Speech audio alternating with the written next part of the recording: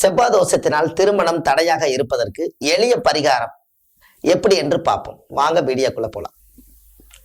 இப்போ செவ்வாய் தோஷம் ஒருத்தருடைய ஜாதகத்துல லக்னத்திற்கு 8ஆம் இடத்துல செவ்வாய் தோஷம் இருந்தால் அது செவ்வாய் தோஷம்.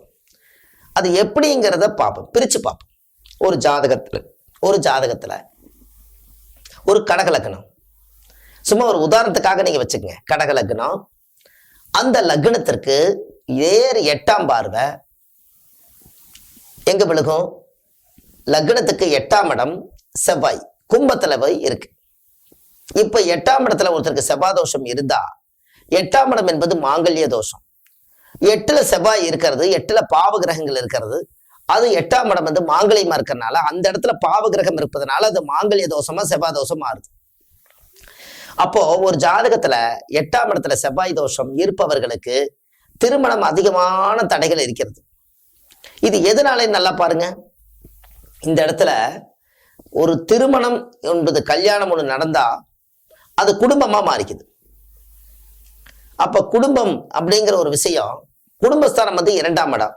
இந்த கும்பராசியிலிருந்து செவ்வாய்க்கு வந்து 7ஆம் பார்வை உண்டு.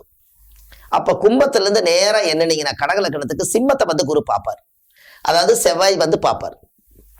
அங்கிருந்து பாருங்க, எண்ணி பாருங்க, செவ்வாய் வந்து கரெக்டா பார்ப்பார். அப்போ இந்த செவ்வாய் கும்பம் மீனம் மேசம் ரிஷபம் மிதுனம் கடக சிம்மம் 7 நேர் 7ஆம் பார்வை கரெக்டா பார்த்தீங்கன்னா அங்கு பார்ப்பார். இந்த பார்வையினால உங்களுடைய திருமண தடை அதிகமா இருக்குது. அப்ப இந்த திருமண தடையை உடைக்கணும், இவங்களுக்கு சீக்கிரமா திருமணம் நடக்கணும். இதற்கு என்ன ஒரு எளிய பரிகாரம் கேட்டீங்கன்னா, எந்த ஜாதகமா இருந்தாலும் சரி, யாருடைய ஜாதகமா இருந்தாலும் சரி, லக்னத்துக்கு 8ஆம் இடத்துல செவ்வாய் தோஷம் இருந்தால் அரச மரமும் வேப்ப மரமும் சேர்ந்தால் கல்யாணம் சீக்கிரமாக நடக்கும். அப்போ நீங்க அரச நாத்தும் வேம்பு நாத்தும் ரெண்டையும் கொண்டுட்டு போய் வெள்ளிக்கிழமை அன்னைக்கு அதிகாலையில செவ்வாயுடைய ஓரை அல்லது சுக்கரனுடைய ஓரை, இந்த 2 ஓரையில அரசனும் வேம்பும் ரெண்டும் சேர்ந்து கொண்டு போய் ஒரே இடத்துல மண்ணை பறிச்சு தண்ணியை ஊத்தி நாத்தை நட்டு வச்சு அது மேல மஞ்சள் நீர் தொளிச்சு அதுக்கு ஒரு கற்பூரம் பொருத்தி வச்சு சாமி கும்பிட்டு அந்த நாத்தை சுத்தி 7 முறை நீங்க சுத்தி வந்து அதை தொட்டு வணங்கிட்டு வந்துட்டீங்கன்னா அன்னையோட உங்களுக்கு 8ஆம் இடத்துல இருக்கக்கூடிய செவ்வாய் தோஷம் அன்றோடு நிவர்த்தி ஆயிரும். இதை நீங்க செஞ்சு பாருங்க, உங்களோட வாழ்க்கையில ஒரு மிகப்பெரிய மாற்றம் நடக்கும்.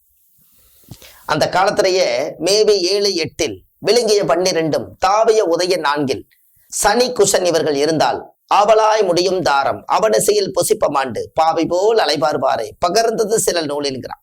அப்ப அந்த காலத்திலேயே பாருங்க, சித்தர்கள் அந்த காலத்துல இப்படி எழுதி வச்சிருக்காங்க. அப்ப மேவி 7-8 அந்த காலத்துல கவியா சொல்லி வச்சிருக்காங்க. நீங்க பொருளா எடுத்து பிரிச்சுக்கங்கன்னு கவியா சொல்லி வச்சிருக்காங்க. மேவிய 7-8 அப்ப லக்கணத்துக்கு 7ஆம் இடத்துல 8ஆம் இடத்துலயோ செவ்வாய் இருந்தால் மேவி 7-8 விழுங்கிய 12ஆம் இடத்தில் தாவிய உதயன் 4ஆம் இடத்தில் சனி குசன் அப்படின்னா குசன செவ்வாய், சனின சனி பகவான், இவங்க 2 பேரும் சேர்ந்திருந்தாலோ இல்ல தனித்திருந்தாலோ அது செவ்வாய் தோஷம் என்று பொருள். அப்போ ஆவலாய் முடியும் தாரம் அவனிசையில் பொசிப்பமாண்டு பாவி போல் அலைவாருவாரே பகர்ந்த செல் நூலில் அப்படின்னு அந்த காலத்துல முனிவர்கள் இதை பாடியிருக்காங்க. அப்ப இந்த இடத்துக்களை எல்லாம் பாவக்கோள்கள் செவ்வாய் இருந்தால் இது மாங்கல்ய தோஷமாக மாறுகிறது. இந்த தோஷத்தை சரிப்படுத்துறதுக்காக இந்த முன்னோர்கள் அந்த காலத்துல நீங்க பார்த்திருக்கீங்களா? ஏதாவது ஒரு கோயில்ல போய் பாருங்க, அரச மரம் இருக்கிற இடத்துல வேப்ப மரம் இருக்கும். ஒரு காலத்துல அரசனுக்கு வேம்புக்கு திருமணம் செஞ்சு வச்சு 2 ஒரு முடிச்சு போட்டு மஞ்சள் தொளிச்சு அந்த மரத்தை சுத்தி வருவாங்க, குழந்தை கிடைக்கும்னு சொல்லி. அதுல இருக்கக்கூடிய அது கார்பன் டை ஆக்சைடு அதனுடைய வைப்ரேஷன் வந்து தன்னுடைய வயிற்றுல கர்ப்பமாகி குழந்தை கிடைக்கிறக்கும் திருமணம் நடக்கிறக்கும் இந்த கதிர்வீச்சுக்கள் வேணுங்கிறக்காக அந்த காலத்துல முன்னோர்கள் இந்த அரசனையும் வேம்பையும் ஒன்னா சேர்த்து வச்சு திருமணம் பண்ணி வச்சு அதுக்கு ஒரு தெய்வத்தை வைக்கணுமேங்கிறக்காக அது என்ன தெய்வத்தை வச்சா சரியாகுன்னு சொல்லி சும்மா சுத்துனா ஏதாவது ஒரு தப்பா எடுத்துக்குவாங்க இந்த ஊருக்குள்ளேன்னு சொல்லி அங்க ஒரு பிள்ளையார பிடிச்சி விநாயகரை வச்சு விநாயகருக்கு தண்ணி ஊத்திட்டு 7 முறை சுத்திவாங்கன்னு சொன்னாங்க. இது அன்னைக்கு விஞ்ஞானமா அதை வச்சது. ஆனால் அந்த அரச மரத்துல வேப்ப மரத்துல இருக்கக்கூடிய சக்தியாகப்பட்டது இவங்க மேல படும் பொழுது அந்த செவ்வாய் தோஷம் விலகி அவங்களுக்கு மாங்கல்யம் கூடுகிறது. இது அந்த காலத்துல இருந்தே இந்த காலம் வரைக்கும் இந்த பரிகாரம் உண்டு. அதனால எல்லா மக்களுமே இத ஒரு முறை வாழ்க்கையில 8ஆம் இடம், லக்னத்துக்கு 8ஆம் இடத்துல செவ்வாதோஷம் இருக்கக்கூடியவர்கள் அரசனும் வேம்பு நாத்து நட்ட வச்சு நீங்க வாழ்க்கையில ஒரு வளம் பெறுங்க. அதுக்கப்புறம் உங்களுடைய வாழ்வாதாரம் மிகப்பெரிய லெவல்ல வரும். நல்ல வாழ்க்கை அமைஞ்சு அடுத்த சந்ததிகளுக்கு இந்த செவ்வாய் 8ஆம் இடத்துல வரக்கூடிய தோஷம் அன்றோடு அறுந்து போயிடும்.